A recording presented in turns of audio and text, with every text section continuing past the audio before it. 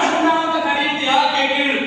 ಅಣ್ಣ ಎನ್ನುವ ಹೇಗಿರಬೇಕು ಎನ್ನುವ ಪ್ರಜ್ಞೆ ನಿನಗೆ ಬರಲಿ ಎನ್ನುವ ಕಾರಣದಿಂದ ಕರೆಯುವುದು ಬಿಟ್ರೆ ನನ್ನ ಬಾಯಿ ಬರೀ ವಾಲಿ. ಅಣ್ಣ ಯಾವಾಗಲೂ ಸತ್ತಂತಹ ನಿನಗೆ ದರ್ಪಣವನ್ನು ಬಿಟ್ಟು ಹಾಕಿದ್ರೆ ನಾನು ಗೊತ್ತುಂಟಲ್ಲ. ದರ್ಪಣ ಬಿಟ್ಟವ್ರು ಏನ್ ಮಾಡ್ಬೇಕು? ಹಿಂತಿರುಗಿ ಬರಬೇಕು ಅಂತ ಮಾಡಿ ಬೇಕಾದದೆಲ್ಲ ಮಾಡ್ಕೊಂಡು ಬರಬೇಕು. ಯಾವುದು ಮಾಡ್ಕೊಂಡು ಬರಬೇಕು ತಮ್ಮ ಅಂತ ಹೇಳುವುದು ನೀನು ಅಲ್ವೇ ಅಲ್ಲ.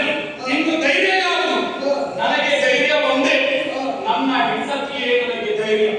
ಆ ಧೈರ್ಯದ ಹೊರತಾಗಿ ಇನ್ನೊಂದು ಧೈರ್ಯ ನನಗೆ ಬೇಡವೇ ಬೇಡ. ಈಗ ಹೇಳೋದು ಒಳ್ಳೆಯ ಮಾತಿನಿಂದ ನನ್ನ ಮಾನಿನಿಯನ್ನ ನನಗೆ ಬಿಟ್ಟು ಕೊಟ್ಟರೆ ಸರಿ. ಅಲ್ಲದೆ ಹೋದ್ರೆ ಇವತ್ತು ಬೆಟ್ಟು ತಿಂದು ಸಾಯ್ತೇನೆ.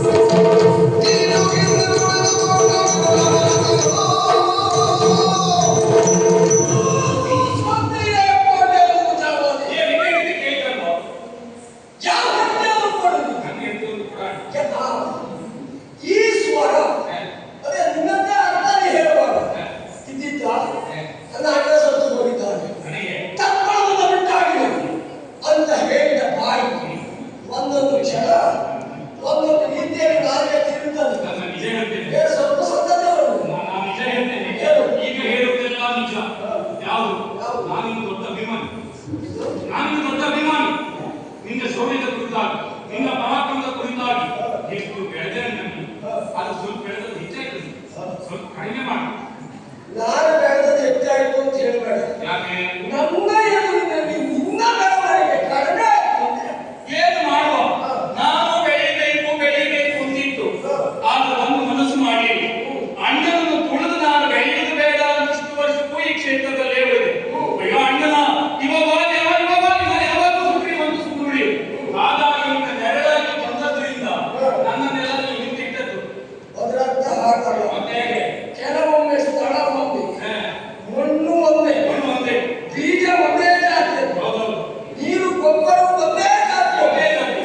ಆದ್ರೆ ಒಂದು ಗಿಡ ಎತ್ತರವಾಗಿ ಬೆಳೀತದೆ, ಇನ್ನೊಂದು ಗಿಡ ಇವತ್ತೋ ನಾಳೆಯೋ ಎನ್ನುವ ಹಾಗೆ ಬೆಳೀತಾ ಇರ್ತದೆ.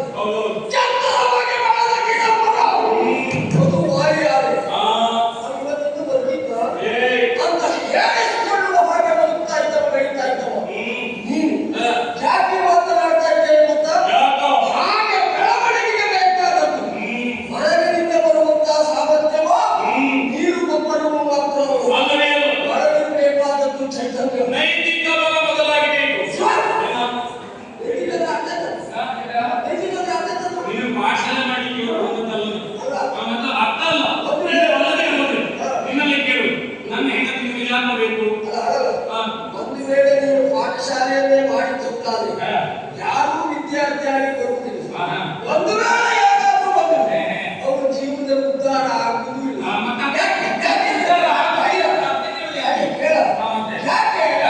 ಎಲ್ಲರೂ ಬದುಕಿನಲ್ಲಿ ಎತ್ತರಕ್ಕೆ ಹೋಗಬೇಕು ಅಂತ ಪಾಠಶಾಲೆ ಕೊಡು. ಇನ್ನೊಂದು ಕಲಿಯಕ್ಕೆ ಬಂದ್ರೆ ಹೊಟ್ಟೆಗೆ ಹೌದು, ಪಂಡಕ್ಕೆ ಹೋಗುದು ಯಾರು ಗೊತ್ತಾಗ್ತದೆ. ಅಲ್ಲದೆ ಹೋದ್ರೆ ನನ್ನ ಹೆಂಡತಿ ಯಾರು ಬೇಕು? ಯಾರು ಬೇಕು? ಯಾಕೆ? ಅದೊಂದು ಸಂದರ್ಭದಲ್ಲಿ ನಾನು ಪ್ರಪಂಚದಲ್ಲಿ ಅಣ್ಣ ತಪ್ಪಂದ್ರೆ ಹೇಗಿರಬೇಕು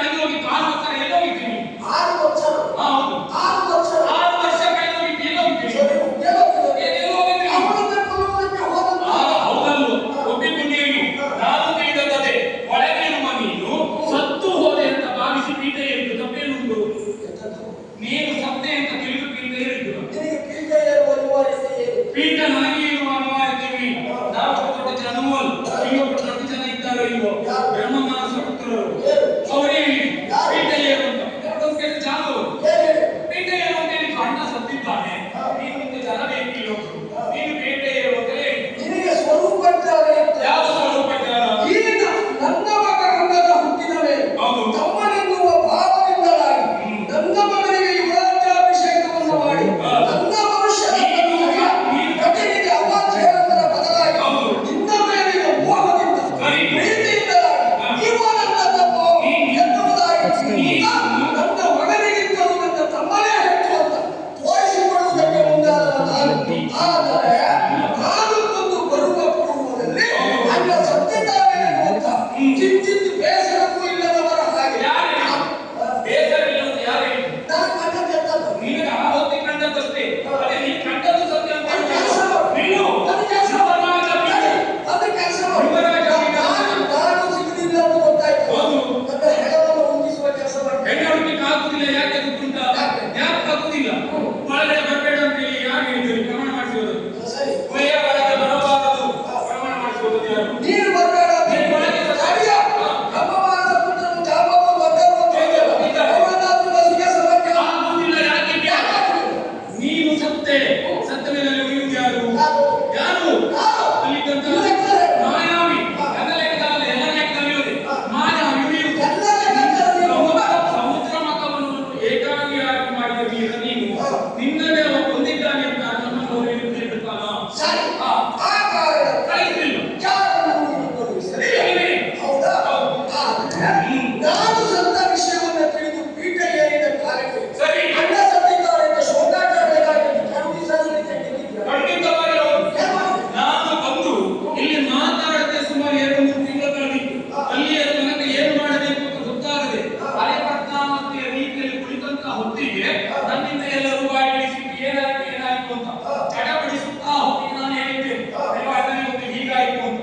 ನಂತರದಲ್ಲಿ ನಿನ್ನ ಮಗನಿಂದಲೇ ನಿನಗೆ ಏನು ಬೇಕು ಅಂತ ಪಟ್ಟ ಮಾಡಿ ಆಗಿದೆ. ಮಗನಿಗೆ ಮಾಡಿದ್ದ ನೀನು ಮಾಡಿದ್ದ ನಿನ್ನ ಮಗನಿಗೆ ಮಾಡಿಸಿದ್ದು ನಾವು ಪಟ್ಟ ಮಾಡಿಸಿದ್ದೇವೆ. ಅಷ್ಟಾದ್ಮೇಲೆ ಅದಾದ ಕೆಲವು ದಿನದ ನಂತರದಲ್ಲಿ ಜಾಂಬವರೇ ಇಲ್ಲಿಗೆ ಯುವರಾಜನಾಗಿದ್ದವ ನಿನ್ನ ಅಪ್ಪನೇ